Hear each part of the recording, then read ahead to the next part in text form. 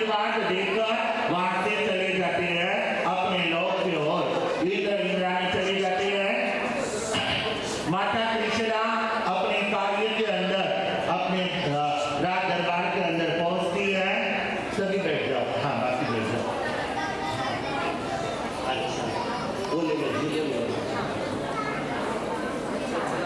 हाँ देखिए, आगे देखना है आपको। अभी तो माता त्रिशला अपने कक्ष में बड़े आराम से, और ये बच्चा जो है ये आज ही बरोबर 9 महीने का हुआ है। हर्ष और कितना शांत, इधर बताओ ना, इधर बताओ सबको। हाँ देखो कितना शांत, गुड़गुटीत है। हाँ आगे जाकर दीक्षा ले, ये हमारे ओर से आशीर्वाद। अगर मम्मी पापा को नहीं मालूम नहीं है पर आशीर्वाद तो जरूर है। हाँ जा आगे जाकर यह इंजेक्शन दिया कि दिन में 5 किलो को। हाँ जा तो वहां पर वो छोटा वर्धमान दौड़ते दौड़ते दौड़ते माँ के पास आता है, और माँ उसे खेलते खेलते आता है, और माँ उसे गले लगाती है। देखो माँ की ममता, माँ का प्यार, माँ का वात्सल्य, माँ का हृदय। माँ उसे लाड कर रही है, माँ उसे स्नान करा रही है, माँ अपने हाथों से उसे स्नान कराती है, बाद में श्रृंगार कराती है। कोई दासियों की ओर से नहीं, माँ का कर्तव्य है अपनी ऊर्जा उसके साथ रहे, वो श्रृंगार करा रही है। बाद में माँ उसे अपने हाथों से भोजन कराती है, चम्मच से नहीं, औरों से नहीं, अपने हाथों से उसे दूध पान कराना, भोजन कराना, ये माता अपने हाथों के द्वारा करती है। वो पंच तत्व माँ के वात्सल्य के व पुत्र के अंदर प्रवेश करते हैं, और यह वर्धमान खाकर नहाकर तैयार होकर आराम से खेलने के लिए चला जाता है, और वह वर्धमान अपने कार्यों में लग जाता है। इधर माता त्रिशला का और राजा सिद्धार्थ का राज दरबार धीरे धीरे धीरे आगे बढ़ता। भगवान महावीर के 2 पुत्र और 1 पुत्री, कितने थे? राजा भिक्षाभिषुम्ना, राजा सिद्धार्थ के 2 पुत्र और 1 पुत्री, और बड़े बेटे का नाम क्या था? नंदीवर्धन। नंदीवर्धन का समय काल और वक्त आने पर उसका विवाह किया जाता है सुज्येष्ठा के साथ में, और वह विवाह हो जाता है। घर में बहू आ जाती है, बेटी सुदर्शना, उसका भी विवाह हो जाता है सूर्यप्रभ के साथ में। वह राजकुमार सूर्यप्रभ के साथ में सुदर्शना का विवाह किया जाता है। वह अपने ससुराल में बड़ी आनंद से है, और इधर माता त्रिशला और राजा सिद्धार्थ अपने कक्ष के अंदर बैठे हुए हैं। राजा सिद्धार्थ, पीछे आवाज नहीं आ रही है क्या? हाँ, राजा सिद्धार्थ अपने कक्ष में आराम से है। रानी त्रिशला और राजा सिद्धार्थ वार्तालाप कर रहे हैं, बातचीत कर रहे हैं, और बोलते बोलते एकदम से बड़े बेटे और बहू का प्रवेश होता है, नंदीवर्धन और सुज्येष्ठा। हाँ दोनों आते हैं, आकर माता और पिता को प्रणाम करते हैं। दोनों आकर राज दरबार में पहुंचकर माता और पिता को प्रणाम किया जाता है। माता पिता कहते आओ आसन ग्रहण करो, हम आपको बुलाने ही वाले थे, ध्यान से देखो इधर उधर नजर ना जाए, नहीं बता रहे आपको। और वह राजा सिद्धार्थ कहते हैं हम आपको बुलाने ही वाले थे, चलो आप समय पर आ गए। तब नंदीवर्धन कहते हैं बोलो क्या कार्य है, क्या सेवा है हमारे लिए? तब राजा सिद्धार्थ कहते हैं देखो ना, देखते देखते देखते 2 कार्य तो पूर्ण हो गए हैं, अब 1 कार्य करना बाकी है। तब वह नंदीवर्धन बड़े भाई कहते हैं बोलो क्या काम करना होगा, क्या कार्य है? तब वहां पर वह राजा सिद्धार्थ और माता त्रिशला कहती है हमें तो वर्धमान का विवाह करना है, वर्धमान का विवाह करना है। और योग ऐसा बना कि उसी समय वर्धमान प्रणाम करने के लिए कक्ष की ओर पहुंचते हैं, और देखते हैं एकदम आश्चर्य हो जाता है, ओहो भैया भाभी माँ पिता सब यहाँ पर ही है, आज तो अलग अलग कक्ष में जाने की जरूरत नहीं है, यही सबका प्रणाम हो जाएगा। और वर्धमान का रोज का नियम है, आते ही अपने कक्ष से निकलकर माता पिता भैया भाभी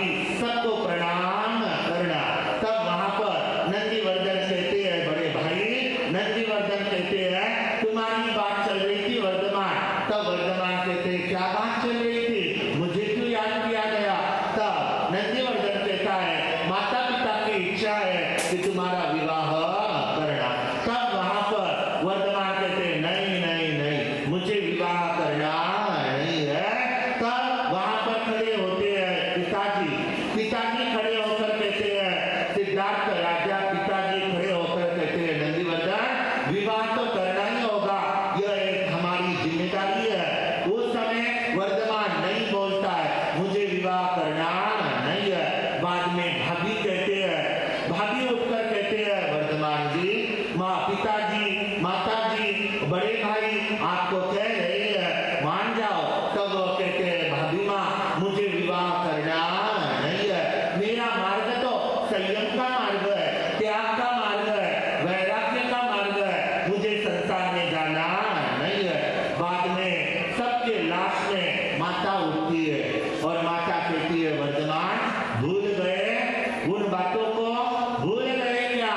माँ का अधिकार रहता है और माँ अपने वात्सल्य के हृदय से भरे हुए आंखों से कहती है, वर्धमान तुमने वादा किया था माँ का दिल दुखाऊंगा नहीं, और तुम दिल दुखा रहे हो मेरा। मैं हम बोल ही जा रहे हैं कि विवाह करना है, और जब ये सारी बातें माँ की ओर से सुनता है तो वर्धमान को मानना ही पड़ता है और वो प्रणाम कर लेते हैं। और आज्ञाकारी वर्धमान को क्या देना चाहिए? हाँ, आज्ञाकारी पुत्र है और वर्धमान प्रणाम कर कर अपने काम की ओर चला जाता है। राजा रानी भाई भाभी सारे बैठ जाते हैं और वार्तालाप करते हैं। वार्तालाप के अंदर यह चलता है कि अब हमें वर्धमान का शीघ्र विवाह करना, योग्य सुशील अच्छे परिवार की एक सुकन्या के साथ में इनका विवाह करना है।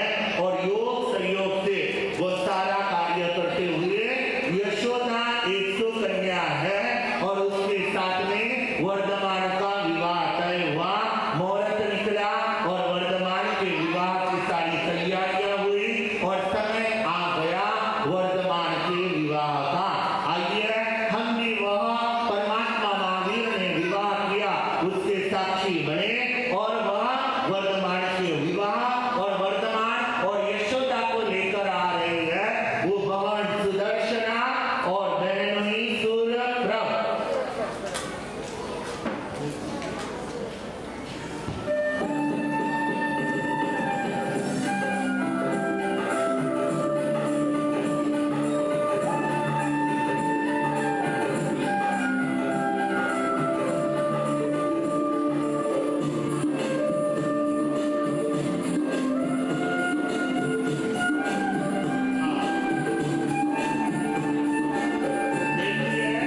वर्धमान का विवाह हो रहा है परंपराओं के साथ में, पूर्ण रीति और रिवाज के साथ में। अब वो समय नहीं है पूरा रीति रिवाज होता हुआ दिखाने, हाँ समझ जाओ।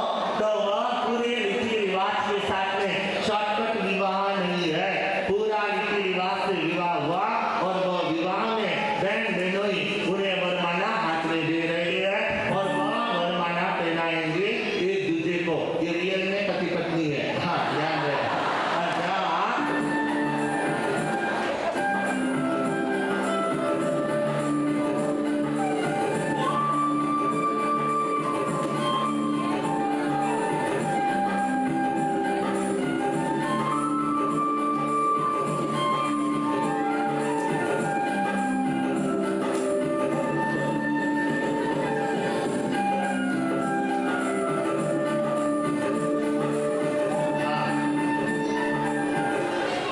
अब यह वर्धमान का विवाह संपन्न हुआ और वर्धमान माता पिता भाई भाभी बहन बहनोई सबको वर्धमान और यशोदा प्रणाम कर रहे हैं, प्रणाम कर रहे हैं। माता और पिता को